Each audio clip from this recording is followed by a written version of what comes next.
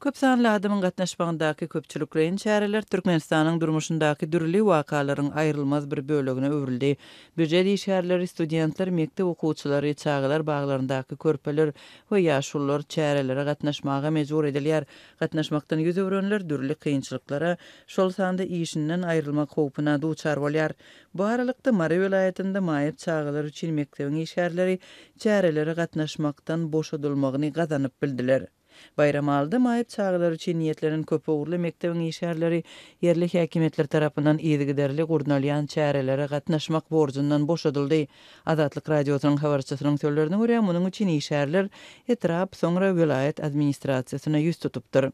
Edaranyň işgärleri bir näçe gezek etrap we welaýat häkimliklerine iş wagtynda, şeýle hem işden soň çärelere gatnaşmagyň kyndygyny ýazdylar. Muallim ýa-da eneke alınıp gidilse 30 çağa diňe bir adamyň elinde galýar. Akyl taýdan kemisli şeýle köp çağa bir adam garaşyk edip bilmeýär. Dip Azatlyk radiosu bilen anonim gürleşen yerli çeşme gurrun berdi. Çeşmeler mektep işgärleriniň etrap häkimligine bir näçe arzatynyň kanagatlandyrylmanlygyny habar berdiler.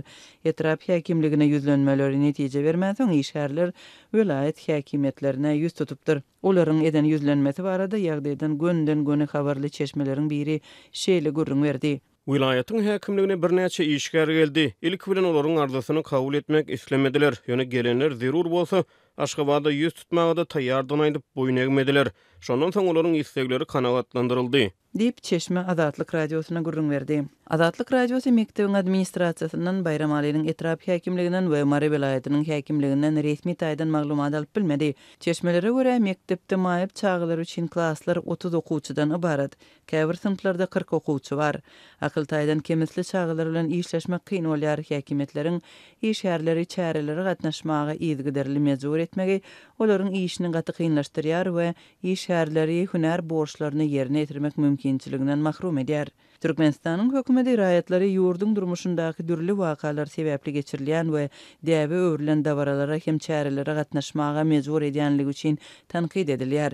Köpçüliklerin çäreler ýurtda tas günde bolup geçýär. Döwlet idara karhanalarynyň işgärleri üçin çärelere gatnaşmak hökmany hasaplanýar. Ýüz öwrenlere dürli batyrşlar şol sanda işinden kowulmak töwekilçiligi abanýar. Studentler, mekdep okuwçylary, çağlar baglaryna gatnaýan körpeler we garrylar hem çärelere gatnaşdyrylýar. Häkimetleriň guraýan köpçüliklerin çärelerine çekilýän raýatlar bedegli geyinmeli, şatlykly we joşgunly görünmeli. Döwlet telewizionynyň reportajlarynda dürli dawaralara hem çärelere gatnaşýan adamlar şadyan we kanagatly görkezilýär.